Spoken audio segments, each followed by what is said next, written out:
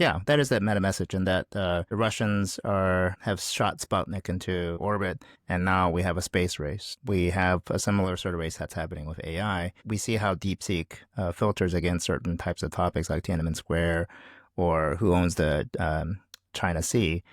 Those sort of biases, we want to be able to counter that. The Adversarial Podcast. Why you gotta be so adversarial? Adversarial. It's time to get adversarial. Hey guys, welcome back to the Adversarial Podcast. Good to see you, Sunil and Mario. Feels like we got a lot of varied topics to jump into, so we'll jump right into it. First, it sounds like who's going to BlackHat? Sunil, you gonna be there? Yeah, I do plan on going to Hacker Summer Camp. Vegas over the summer is not my choice of locations, especially having gone through a couple cities in Europe over the past 2 months. Going to 100-degree weather in Vegas with all your sweaty friends isn't what I consider to be a vacation or summer camp. Yeah, well, you're going to be there. How can people find you? I don't know. I'm supposed to be in like 40 places at once, so somehow, hopefully I'll find them. I'll put it that way. All right. Well, I mean, I assume you're doing all Gnostic-related branded stuff, and so if they are following Gnostic, they'll find you or everything. Maybe, possibly. Yeah, I think I'm kicking out for keynoting one of the tracks in B-Sides, and then because we won the BlackHat Startup Spotlight last year, I'm supposed to do something there to give away the award. So I'll be somewhere in between those two places. B-Sides is always cool. B-Sides is great. Yeah. I mean, that's like, it's much more less commercially than BlackHat. BlackHat's really a commercial affair at this point. So it sounds like it's not about how to find Sunil. It's like you can't miss him. If you go there, you'll get some Sunil. Yeah. Good. Mario, you're staying home? I'm staying home. And fact here, I've never attended BlackHat. So I continue to have that streak in 2025. I think I've only been once, but I can say that I have been once. I generally prefer, not that it's either or, but I like RSA just because there's so much, someone living on the East Coast, there's always a lot of business to do in the Bay Area. So it's good to knock out a lot of stuff. And there's bikes to ride out there and so on. And cool people to hang out with. Great, cool locals to hang out with. That's right. No disparagement to my Vegas friends, but there's not near as many of you. Jerry, you could ride bikes in Vegas. You would just die in the process. I did. Yeah. When I went to BlackHat, I did a group ride with a local out there. And then one other time I did Red Rocks. And it was, the sun is always directly above you wherever you go. There are no shadows in all of the Vegas area between like 8 a.m. and 8 p.m., the entire thing. And we ran out of water and it was just, we had to get water from tourists at the top of the turnaround. And it was insane. So yeah, done that. Rather do, Mount Tam and Marin anytime. So you'll see me there. All right, let's get into it. It's AI all the time, right? So I know I've been dealing with this a bunch. America's AI Action Plan came out since our last recording, and there's a lot to digest in there. Sunil, you pay close attention to this kind of stuff. You're on the forefront of it. What are the main takeaways you got right away? So I've actually read through the whole plan just because it's one of those, not just because we're doing stuff in AI, but because this is actually one of those things that I think set the direction for a country in ways that gives us a sense of like what's a high priority for us to be able to win this AI arms race. And sorry, not to interrupt you here, but when you say you read it, you meant with your eyes and brain, not with a GPT. I did not send it to an LLM. Yeah. We should just make that distinction. All right. So you read it like Sunil. I read it beginning to end, and did not send it through an LLM whatsoever. Okay. Well done. And, there are a couple of key points, but one of really the key point is really around we want to win the AI race. And it is arms race. And the main competitor for us is China, of course.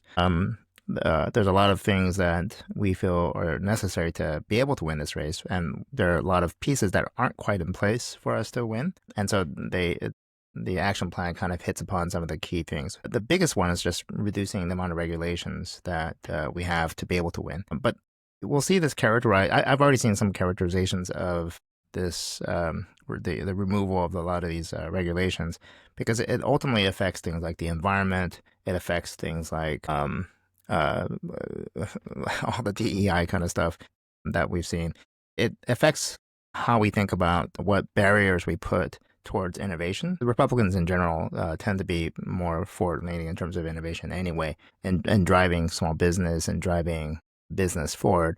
And so a lot of that is really captured in the AI action plan to reduce the barriers of entry, to spur more innovation, and so on and so forth. There are a couple other major thrusts. One of them is around energy. We need more energy. I think one of the missing elements is they talk about basically enabling us to put more power into to create more power for the country. But I think it's also ironic that we're not putting all the options on the table, because we've started to reduce the incentives for renewables.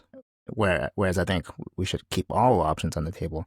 Like China is putting out, I think, 250 gigawatts of power just purely through renewables in the first half of this year. And to give some perspective, 250 gigawatts is equivalent to, I think, like 250 nuclear power plants. So they turned on the equivalent of 250 nuclear power plants just purely through solar and renewables. Actually, I think that's just solar.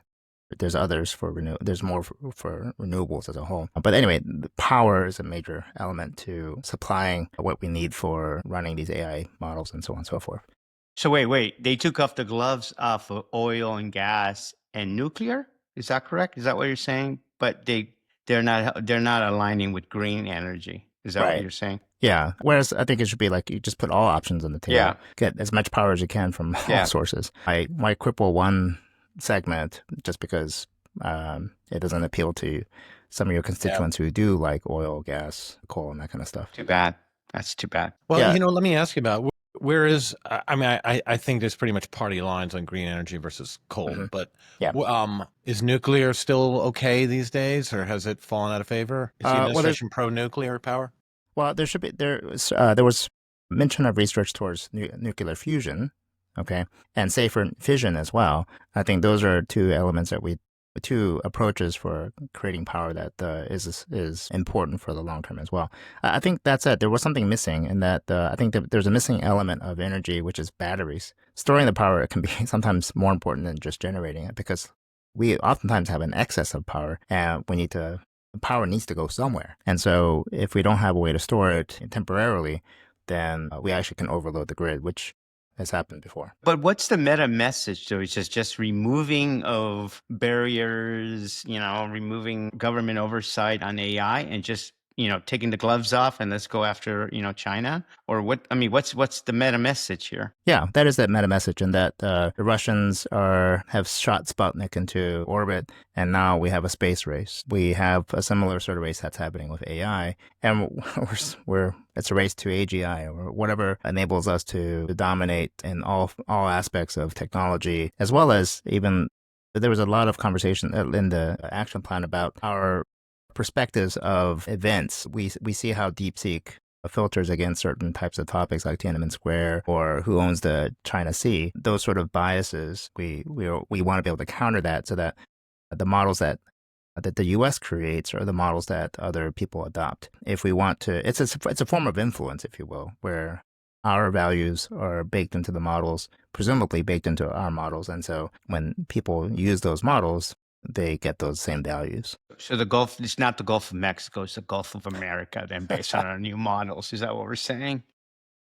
I sure hope not, but yes. Yeah, probably, no comment. Yeah. No comment. Yeah, all these topics are really interesting. Like, it's a question of loyalty, and you think about, why our worldview better? Why should it prevail, and so on? But we all do that to some extent. We all, you think about it, you're saying like, well, I don't think the American worldview should be the one that permeates everywhere. And then you turn around and say, buy local. I buy local. I'm a good person. Why? Because my local people are better, and I don't want to buy from people abroad because I don't like those people. Whoa, that's not what I meant, but that's kind of what you meant. So, we all have our favorite sports team, our favorite country, our favorite town. And I think that what the narrative I heard that kind of backed this whole idea was, at first it was AI, scary, could be the end of civilization, hold on. And then it was, hold on, everybody's not playing by those rules. And if we hold on too much, the opposition is not playing by those rules, and they're going to run.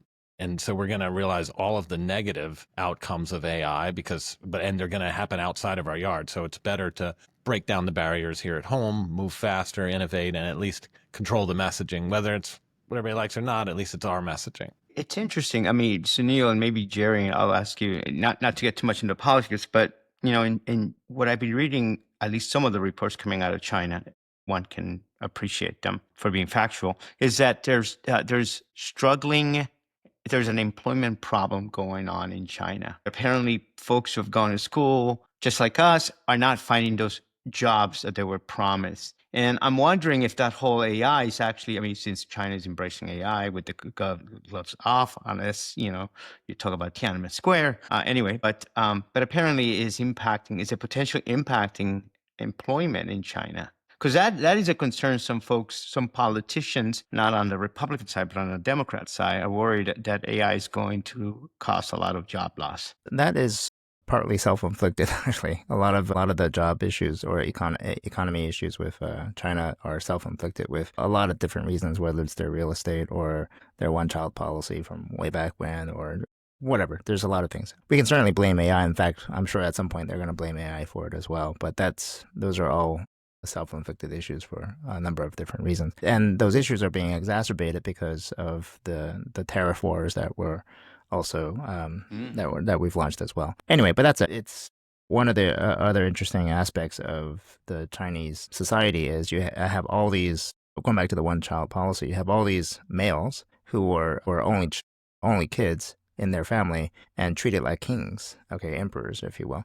Little emperors. It's a whole society full of people who feel like they have privilege. And so it'll be an interesting social experiment of sorts to see how such a society grows up and how it deals with the rest of the world. So to recap, I mean, let's talk about AI regulation writ large. For one, in the U.S., the idea is we want to be efficient and fast and minimize red tape and bureaucracy around AI, and that allowing a balkanization of regulation, e.g. state regs, would be a problem there. And so you see these repeated overtures out of the administration to shut down potential for state level regulations around AI. And I think that in and of itself, I could get behind individually, meaning you have one rule. Having gone through this on privacy, we definitely have some scars from that. And then the residual question becomes, okay, so if we're going to have one rule, that sounds great. What's the rule set going to be?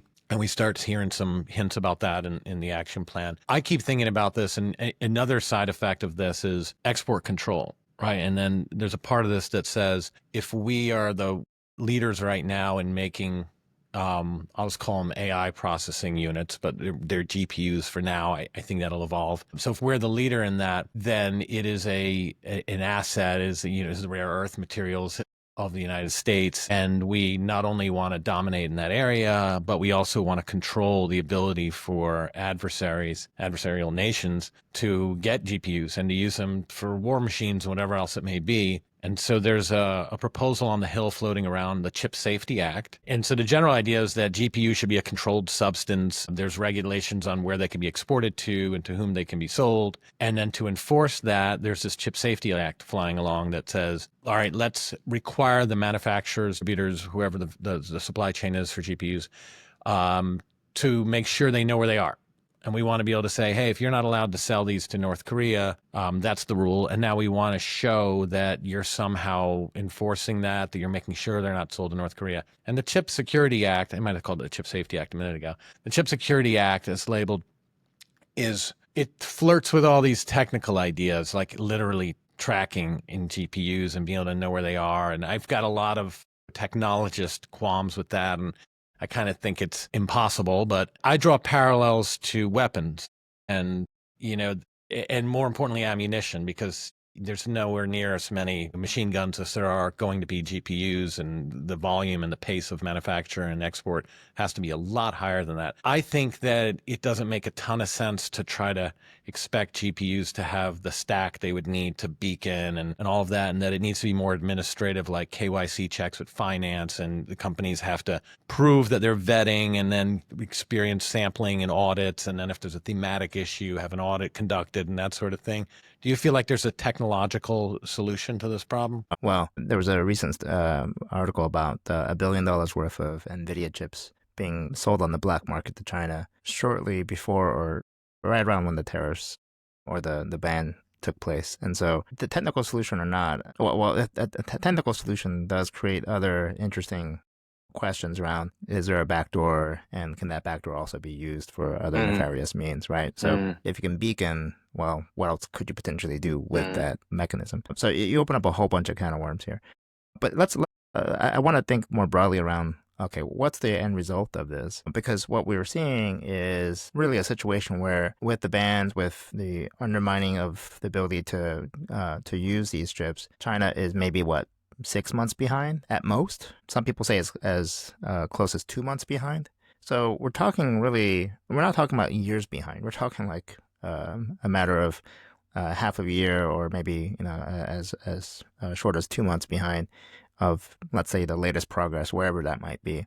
The question for us is that enough to win the race? I mean, yeah, sure. If you're 2 months ahead, then you win the race. But what if the race is, there's a number of interesting scenarios that happens once you win the race, okay? And most of them are not really good scenarios. They're pretty dystopian in many ways. So what are we racing towards? And you mean regardless of who wins? Yes, exactly. Just when there's a victor. Yeah. And if the victor is, who or what maybe is the victor, right? And there's a lot of scenarios that again go sideways very fast, and there's different views on what people think about whether we'll actually achieve AGI or not. But at this point, we're in a full-out sprint towards that goal. Yeah, and when I think about like the rules, like if you step back when this all started out, people were saying, should there be industry agreements to pause, right? That was the big talk of last summer, if I remember right. And then should there be a limit of I forget what measure they were using to say of computational capability, or should there be gun throttles? And then it all usually came down to, well, let's pause until, and then it was some arbitrary thing that would never really be realized, till a working group was assembled or whatnot. But when I think about like the rules of AI, I get really, after a while, I feel like it has to be super simple, like, almost more about robotics and making it just completely illegal to simulate a human. It has to almost be, again, like what we've done in weapons, where there's different classes of weapons and there's some that are illegal, and in theory one can manufacture them. But to date, it's worked pretty well. Like you don't have a lot of M2 50 caliber machine guns on the streets. But you're arguing, I guess what you're arguing is then it won't get on the streets, but then there will be states that we may not want them to have that kind of power, right? I mean, Pakistan or India having nuclear weapons, North Korea having nuclear weapons. I don't know if we're safe for world for that. Imagine the same thing with some of these AI technologies getting out there. And what I've heard from Sunil is, if you try to, even if you have the ability to have a beacon calls out, it's a pirate victory, because, one, you're probably going to find a way to circumvent it. Two, you have a lot of espionage and corporate espionage that people are just, sooner or later, it's going to get in the hands of the wrong people. Well, yeah, so keep in mind that one other thing that is in the AI action plan is that there's a push to have these models be open source. So we create these open source models, and then, of course, China consumes them. So part of that is this notion that, again, whose values are we embedding into these models? We want U.S. values. Okay, so be it. GPT-6 comes out in 2 years or a year from now, and it's open source, let's say. I don't think it will be, but let's say something like that is, or an equivalent to GPT-5 is open source a year from now, and GPT-6 18 months from now. So at some point, the ability to achieve AGI or to get closer towards that becomes democratized to whoever wants it. And I think part of it would seem to me that that's a capability that you'd actually want to keep closer hold, right? Not just give it out to anybody. So that was one of the interesting aspects of the AI action plan that I thought was interesting, that this open source approach may not, it's like saying, here's all the blueprints for how to build a nuclear weapon, right? We tried to keep that close hold for many, many years. Yeah, I mean, would the benefits of the intended benefits be realized if the models were required to be not necessarily open source, but free for use and shareable, or I guess those are the same things? Well, in terms of promoting American values, whatever, however you want to describe that, sure. In terms of containing AI, no, not at all. And I think it's sobering. At the end of the AI action plan, so at the very end, it talks about biosecurity and the need for us to have more rigor around the manufacture of bioweapons, because these systems will be able to actually help you figure out how to build bioweapons. What I also think was interesting is there's this article called AI 2027, and what I remember about the article was the end scenario. The scenario at the end of it was basically, AI releases this biological weapon, it silently affects everyone, and then triggers it with some spray, and then within hours, everyone dies. So, Boy. yeah, very, not a. Boy, I know we cybersecurity people have a flair for the dramatic, but I think I picked the wrong week to stop sniffing glue with this kind of conversations. Anyway, it goes, again, we're at this point in a prisoner's dilemma where we have no choice but to snitch on the other person. We have no choice but to run as fast as possible towards this goal, and we'll see how that Seems to be ends. the case. Yeah. Well, hey, one other sub headline on this was something I wouldn't say buried, but something contained in there was something about putting an AI-ISAC together, Information Sharing and Analysis Center. And Yeah. Our buddy Errol Weiss replied on that. Did you pick that out of the action plan as well, Sunil? Yeah, I did notice that. And there were a couple interesting things about, so first is like, what is an AI incident? And I think what Errol was pointing out is, should this information sharing and analysis center, should it be run by DHS? So in the AI action plan, DHS is the agency that's supposed to run this ISAC, not just the sector lead for it, but to actually run the ISAC itself. That's very different than all the other ISACs that are really run by the private sector. Yeah. In fact, I was wondering, like, who would be invited as members of the AI-ISAC? I mean, obviously, the frontier model companies would be ones, but how far down you want to go, that wasn't clear at all. And how that's going to be run, yeah. And, when I read it, I mean, as somebody who worked, I was the chair of FSISAC and a board director for 6 years. And so I'm like really edge case on understanding of it. And the same's true for you, I know, Sunil. It's easy to say, like, whoa, are you nuts? A government-led ISAC, this is a move by the government to get more involved. I don't think that's the case at all. The majority of even the members of the ISACs, no less lay people who learn a little bit about them, assume they were government run to begin with. It's kind of, I mean, I think if you go to the average person and say there's this information sharing analysis center that was initially created by an executive order, and then, in that it said, hey, you guys in the industry get together and create this thing and let us know how it goes. But for most people, and I know just as we were even building membership, and especially abroad in FSISAC, it was a constant battle to fight that narrative and explain it's not run by the U.S. government. It's not run by the U.S. government. So I think this move was just someone saying like, oh yeah, another ISAC, and then the DHS, that'll be the right one in the government to run it, right? They just assume the government runs it. Could be wrong, but I think Errol's letter is going to be bang on. It's going to be super helpful. And the authors will be more like, oh yeah, I didn't realize that. Okay, that's cool. No problem. Yeah, we'll fix that. We'll see if we're wrong, but I would think so. Hopefully they'll correct that. Yes. It's sort of like the Federal Reserve Board. People think that's a federal agency when it's really. Yeah. There you go. All right, good. Well, other topics that we have to jump into here. Enough about AI for just a minute, maybe. Right. And we'll be back. But what I love is to bring back banning ransomware payments. So there was a cool headline, cool for me, headline out of the United Kingdom saying that the UK was going to ban public sector bodies, which is where they have their auspices, and operators of critical national infrastructure, which is really an interesting second cut to that, from paying ransom payments. And in there was also bundled in that even if you're not on that list and therefore banned from it, that we're going to require notification to the government if you're in this situation. No secret on this podcast that I thought this is a good idea, the banning at least. Do you guys still feel like it's a slippery slope or fraught with danger? Or are you happy to see our friends across the pond doing a great experiment before we have to get married to it ourselves? Always happy to learn from other people's mistakes. Mistakes? Well, no, I mean, I'm not saying that banning is a mistake, but I think along the way we'll learn things that I've mentioned. I think enterprises will still need some other mechanism to. It's actually sort of like what Coinbase did, right? It's like, you know what? I'm not going to pay your ransom, but I'm going to put a bounty on you for the same amount, right? It's like, yeah, I like that. I know, Jerry, you've been espousing this argument with us for at least more than a year, and I'm sure even before then. So now we can say, well, first of all, I want to see when it actually happens, because at that point, I'm just going to say pigs have grown wings, right? I just don't. I'm still going to be contrarian here, Jerry. I don't think it's going to happen. I think Yeah. people are going to push back. People just, they don't have the infrastructure right. They don't have the systems right now to recover. Yeah, I mean, I think, look, if just one country does it, if just the UK does this, that's not going to be enough to shut down the machine, right? You're just going to have ransomware operators out there. And so now they're just counting on them getting the memo, right? It's almost like we really hope they know that UK entities are banned from ransom, because otherwise, if they're just spraying and praying and they hit UK entities every X times, they're still not disincentivized from operating at all. They're not going to shut down. They're still going to exist, be trying to target U.S. companies and others. And if they just sweep up some UK ones, then we have the worst of both worlds, right? Because they're getting hit still and they're not allowed to pay.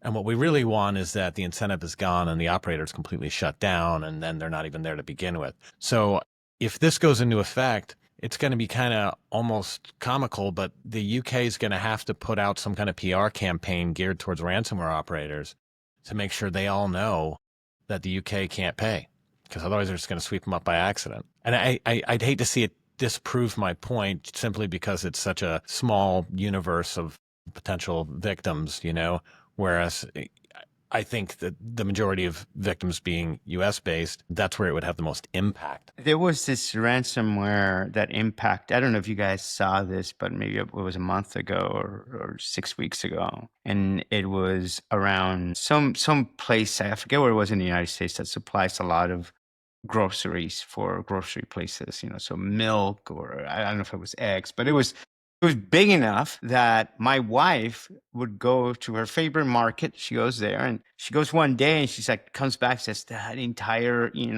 aisle is gone. They just don't have anything. And apparently it's because they're not an aisle, but it was a refrigerator side. She had heard that it was because the refrigerator went bad locally there. And as it turns out, 2-3 days later, it was the entire bunch of supermarkets were impacted.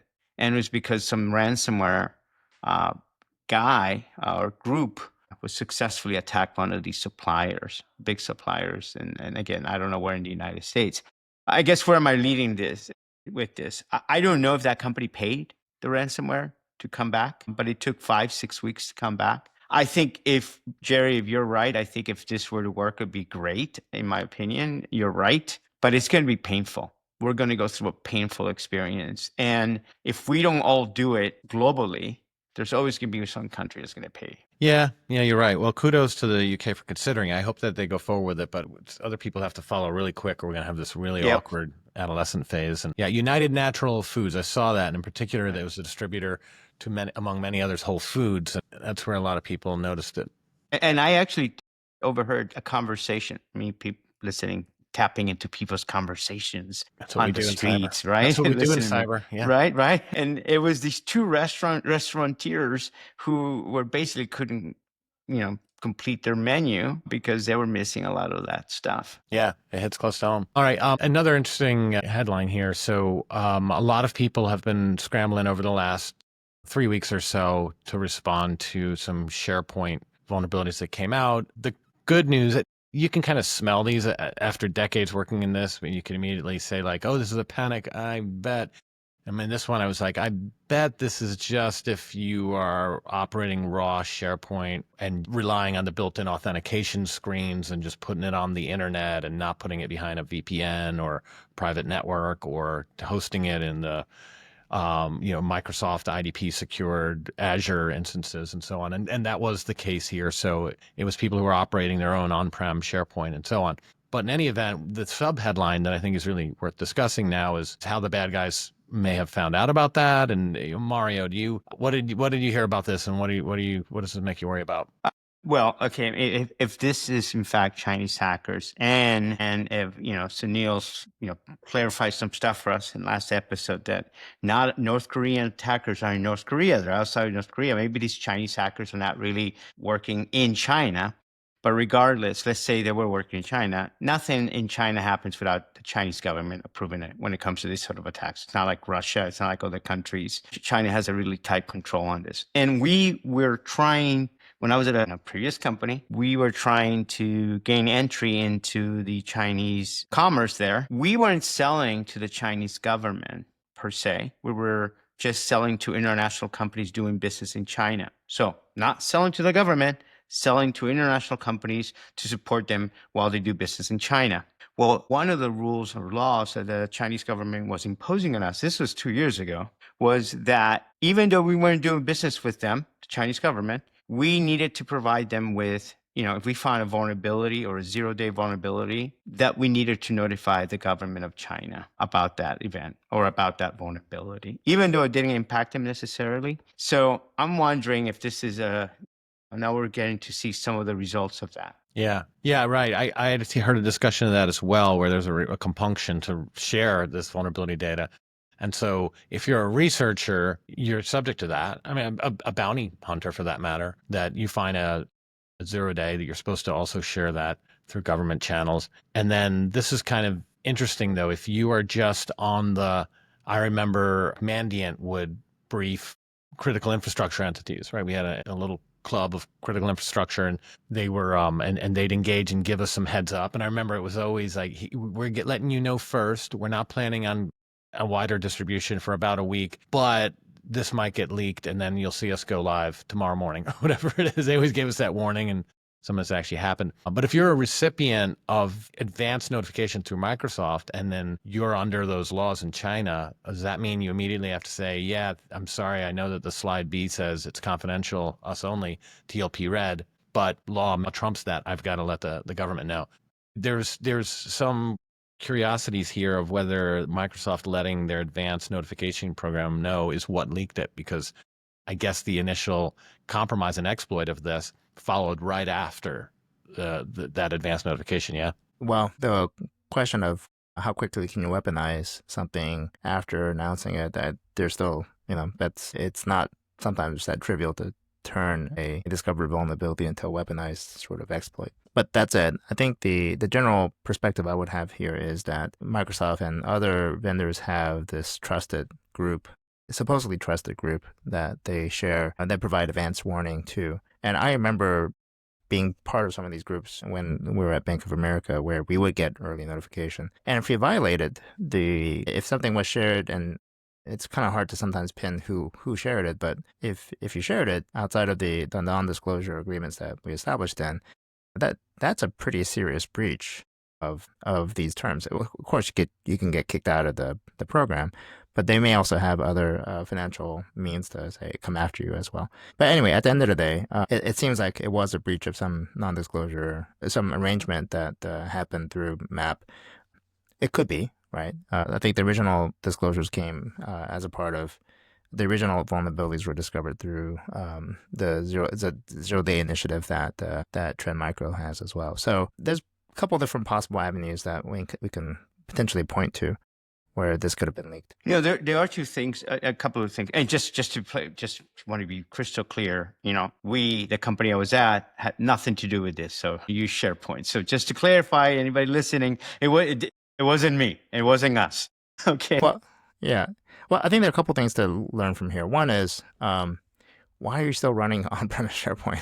Why do you still have your own SharePoint server? It's sort of like asking, why are you still running Exchange? For the most part, those who were running in the Microsoft-hosted environment, they didn't have this issue. It's only those who were running it on-prem or their own environments. So that's one. Two, I think in the context of, there's a broader set of concerns that I think we have around just the use of Microsoft products. And there was a whole recent article, I think it was in ProPublica, around Microsoft using digital escorts to manage our government computing environments. So basically, you have Azure, but then you have a government version of Azure, and those are meant for higher security, more sensitive things. And Microsoft was using digital escorts from other parts of the world, like China, to help troubleshoot issues that were in these high security environments. I'm like, come on, Microsoft. Like, at this point, it's not just about patch things, fix things, but invite people from hostile countries right into our government security systems. I mean, come on. That's a bit ridiculous. Yeah. Well, I'll go back to where you started on this whole thing, and you're talking about if you have SharePoint, then, hey, what did you expect, right? But I mean, I think for our audience and a lot of security leaders and risk managers. I think the glaring takeaway from that is that you're never going to succeed playing whack-a-mole and chasing all these patches and all of that, and that's why I always say patching is overrated. What I mean by that is if you have to rely on reading the news wires all day and the minute something comes out, running and panicking and getting the patch and installing it, you're going to lose every time. To me, the most critical risk that comes out isn't a CVE, meaning you have a patch needed because there's a vulnerability. It's more attack surface. It's more you have an exposed network daemon. So, for example, a lot of our audience love SSH and command line and running things. And when you go to a medium-sized org that isn't quite enterprise yet, you inevitably find that the SREs will want to be able to SSH into things and work on them remotely. And so they'll open up that SSH to the internet, and they feel like, well, secure-wise, it's good because A, it's SSH and it's encrypted, and B, I'm using public key authentication, so it's not just a password. And then C will be, and I've patched the SSH daemon to the latest version, so there's no security vulnerabilities. And I have this little adage I say that's with enough time, all daemons will have a 0-day exploit. Yeah. It's just a matter of time. And so if you tell me it's good today, it won't be tomorrow. So if you have SharePoint on-prem and just put it behind a VPN, you consolidate your attack surface to one thing that you're going to stay up reading the tweets about, which is your VPN, and then that's it. And by the way, just to be 100% clear, I'm not talking about NordVPN and Tor and all this hide your packets through other countries. You're talking about, Jerry. I'm talking about Cisco AnyConnect, some fat, nasty, or please use Cloudflare Warp or Tailscale or whatever, but something where you couldn't get there without this thing and you're trying to get to your internal resources, and then run 3 patch levels behind, whatever. When you cut down the attack surface, you win. But if you have something that's open to the outside world, it's only a matter of time. And if you were subject to this and you patched, you're not done at all. Get it off the internet and go back to bed. That's what you need to do. I mean, there are two additional things all of you guys are saying, but highlighting your points, but remembering when we were going through this whole move of doing business in China. Somebody keep me honest, sometime around 2-3 years ago, if you went to China and you were going to use Azure, I don't think you could use the SaaS version of SharePoint. You had to use the on-prem version of SharePoint in China. Somebody keep me honest, because I do believe that was the case. So that again blends into, that's why, you have SharePoint running there locally. You give your code to the Chinese government. You can see where this can lead to potentially. And that's why, yes, Neil? But somebody keep me honest, because I thought I saw something sure like that. The specifics, but if I were to guess, it would have been you couldn't run it because Microsoft maybe couldn't host it in China, whereas China wanted you to have it entirely hosted in China. Data domiciling. That'd be my the domiciling requirements. And Microsoft wasn't prepared or didn't have the mechanism to run it in country. And my final point to this, I did talk to the folks in Azure and AWS, and I would always question, why are you doing business in China knowing the practices that they do, where you have to give them your code? And their argument was, that's fine. We're going to be 6-8 months ahead of them because the version we have in America or online, the SaaS version of it, is just a newer version. That helps me. I can't help but think of this. Like one recurring theme I've seen when it comes to especially the deltas with law and custom in China is U.S. companies trying to flirt or skirt the regulations and the laws. Right. I mean, as security practitioners, how many times have you heard your peers, because I know you guys would never do this, how many times have you had your peers ask about, hey, what VPN do you find is working to tunnel traffic out of China to avoid the Great Firewall of China? And it's gotten down, maybe it's different now, but at the heyday, it wasn't like, hey, we want to get around the government. It was almost like, hey, it's kind of slow. And we know that didn't mean for things to be slow. And we're just trying to make things faster so we could do business in China. And I think as security practitioners, we always talk about enabling the business and ways that we could add value and ways we could stay out of the way. But I think we need to be really red line about breaking the law and not just the headquarters law. If you're operating in China, security should not be suggesting, enabling any way to break the law. The business should feel the full brunt and pain. And if that means that it's a awful experience to use the internet, then let it be an awful experience to use the internet, or that's never going to change. If, a few ivory tower US companies have a great experience because they tunnel over private lines out of China and everyone just puts their head in the sand and it's technically illegal, but it's okay. Totally. You're not doing your company a favor, and you're not doing any favors for the macro environment for fixing that. Totally. And in fact, China, there are ways of not bypassing it, but going through the approved methods that are way faster, better connections. But the Chinese government will tell you if you have more than this much of data that you're transferring, and very small amount of data, they want to see the data. They want to have access to that data you're moving. So you can go fast, folks, go fast, and we're going to give you the ability to go fast, but we need to have access to your data. And that was very made clear to us very on day one. Yeah, and I think as a security leader, the right move there isn't to compete with China on tech foo and try to tunnel stuff and get around it. It needs to be to comply and say, hey, we're going faster. It's this entire government agency can see all of our data and throw it in the risk register, raise it to the flagpole. And, people try to talk about risk acceptance. That's a great potential candidate for risk acceptance. Is the business okay with everybody being able to read that or not? But don't enable them. I mean, you don't want to be the fall guy, right?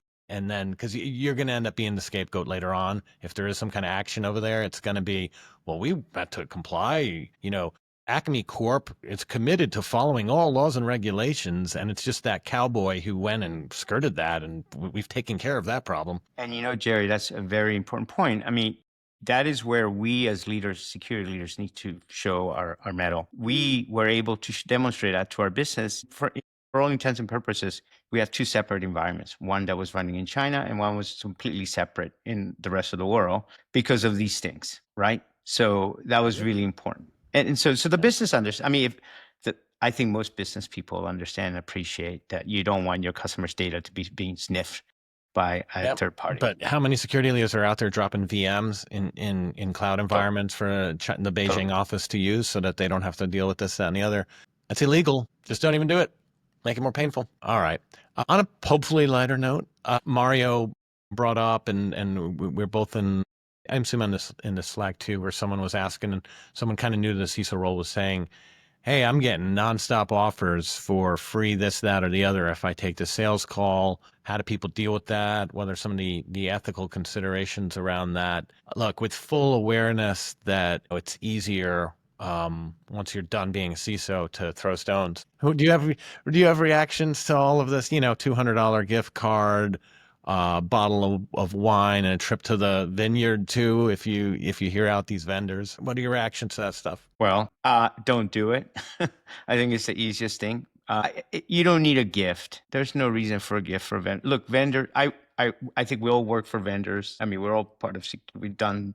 Two of you are working at security startups, and I worked at a security startup. And you're always looking for ways to have a meeting with someone. And so I don't think there's any negative. I can speak for both of you as well, and I'll speak for the company I was at Ambit. There was no negative anything, no negative intention, no way of trying to manipulate people here by giving them gifts.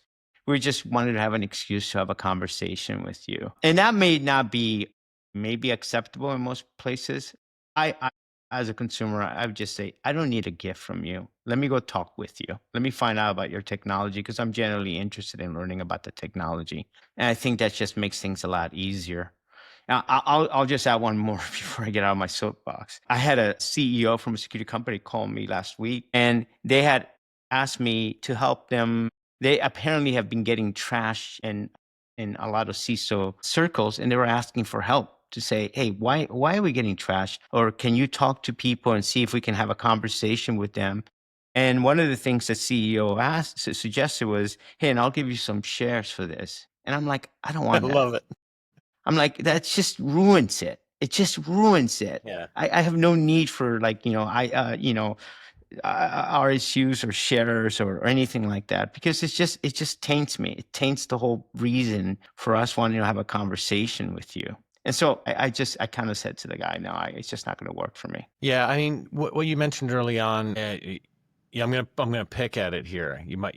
You'll be thinking Go about for this it. all night. I know how you are, Mario. What you said was, as security vendor, I'm not talking about you personally, but security vendors aren't trying to do anything untowards. They're just trying to get a conversation. The fear is that they will bias the potential buyer into making into favoring them because of the personal gain, because of the Amazon card, instead of just representing the organization's best interest. Is this the best SEM? Is this the best EDR? Oh, well, and they also brought me to the vineyard, whatever it's going to be.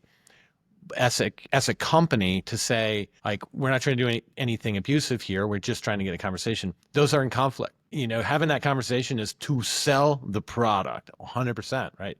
There's a fiduciary duty, if you're at the vendor, to close business at all costs. And so, I mean, I think even just wanting to have a conversation, as polite as it sounds, it does trip the concern from the buyer standpoint, because you are trying, you absolutely want to make that person favor you, whether it's not even look at the competitors, don't even know what they're doing. Right? I did say I didn't. I also, as a customer on the other side, don't accept the gifts regardless, right? Yeah. Yeah, I would say, so when I was a CISO, I'm sure in the early days, there's a lot of gray area too, right? Like, my team would go to baseball games with the VAR and that kind of thing. And I'm like, I want to tell them not to. CISO dinners. Yeah. But you know what? I made more money than them, and I can afford nicer dinners. And, if they couldn't, what kind of jerk am I, taking food off their table and being like, no, don't do that. One thing that I did do that I think was a really cool trick as a CISO, it's a trick, right? Because at the end of the day, you can afford your own dinner or your own Amazon card or whatever. But every time that I would get an unsolicited gift, and it would happen with some regularity. I mean, literally bottles of wine. We got a cake once, all kinds of stuff, grill accessories, Yeti mugs, all that kind of stuff. I would literally scrape the vendor logo off of it. Oh. And then put it in a shared area and give it to the whole security team. So there was this room that we had that always would just have free gifts or whatever it was going to be, as long as there was no attribution, because I didn't want to perpetuate the bribe. So it was just like things that had the logos scraped off of them, and not take it myself. Because then I was because I was the one who knew who it was. And I felt like if you knew who it was, then you shouldn't be able to take it. I could not give those Yeti bottles away for, like, I practically begged people when I was a vendor, I'm just take them. These are really nice Yeti things. It turns out that we came out with bouncy balls that once you bounced them, they lit up. That's what everybody wanted. They didn't want the Yeti bottles. They said, I have hundreds of those at home. I can't use them anymore. Well, I mean, so to the advice for a new CISO, ideally you just say no to all of that. Where's the gray line? I mean, at a minimum, you want to check with your company policy and go along those lines. I hate to just be a generic cardboard cutout lawyer, but I can't fault anyone for taking some of this stuff, because, like I said, not everybody has made it as far, and it's worth more to different people than others. Yeah, so most company policies may have the threshold too low. I think I remember at Bank of America, something like $50 was the threshold. But, there's easily a steak dinner would go past that threshold. But that said, I think there's another principle at play here that is worth considering. One of my favorite authors, Adam Grant, he wrote this book, Give and Take, and compared the difference between the two different styles. So givers are characterized by their tendency to help others and not necessarily expect anything in return, while takers basically prioritize themselves and their own gain and are more focused on just what we can get from others. And I think I'm gonna conjecture something here, that those in the security profession are generally characterized by their tendency to help others, right? That's kind of why we're in security, because we're trying to help others. And so I think most of us are naturally in that giver mode, which kind of makes me I'm just throwing it out there, and this is definitely a generalization, but if you find yourself to be a taker, I wonder if security is the right place for you, because I think the mindset for us in security is that we are givers, right? I think that's maybe why this is even a challenge. I think perhaps in any other profession, C-suite profession, they're like, that's not an issue. I'll take it all I want, because maybe that's their mindset. So anyway, just throwing it out there. That's interesting. Yeah. I mean, I don't know. Maybe I'm more pessimistic. I don't feel like we're, as security people, more altruistic. I feel like it's the same split, right? We're talking about transactional people. When are you transactional? I feel like there's just as many in security, but I don't know. A funny anecdote, though. You'll like this, I think. You'll also, the similar topic is like compliance policies around conflicts of interest and whether or not you can be compensated by a vendor. And right, these are all important topics that come up. And one time I was talking to a security exec at a company about investing in a fund, and it was the usual, like, check your personal trading policies and see. And some companies are totally fine with that, and others you have to just get approval for it, and others is totally banned. And so he goes through it, and in his case, he had to get it vetted with the CFO, and he asked the CFO, "Hey, I want to do this thing. I think it's okay, but I'm supposed to check. What do you think of it?" And the CFO's response was, he looked at it and he goes, "Wow, that looks like a pretty cool opportunity. You're in a good spot here. You have deal flow that you're able to get access to a cool investment opportunity like this. I'll approve it, but you got to get me in too." Oh, I kid you not. oh. That's what the CFO actually said. I was like, "Hey," he told me, he wasn't like, "Hey, can you get him in with me too?" He wasn't sure about what to do next. And I was like, let's just pass on this. What a red flag. I will say this about the CFO at Snowflake, Mike Scarpelli. When he first joined Snowflake, and I had my meeting with him, and he told me he had CISOs reporting him before, and he fired 2 of them. And I asked, "Why did you fire them?" And one of them, he said, he was basically investing in these companies, startups, but then also promoting them in the company and actually approving, purchases of buying their product. And when he found out, our CFO, Mike, is an outstanding CFO, and I think a lot of people in that position understand what problems that brings. Yeah, good on him. Yeah. Yeah, good for him. Yeah, that's that cyber starts thing we talked about last year all Yeah. over again. And Yeah. I mean, hey, there's a little proof that I was saying that we're not all Hey, good that guys. was only a handful, Jerry. I'm with Sunil. Yeah. Okay. Anyway. On that note, let's wrap up. Great to see you guys. Great to talk to you as always. And I'm looking forward to the next episode already.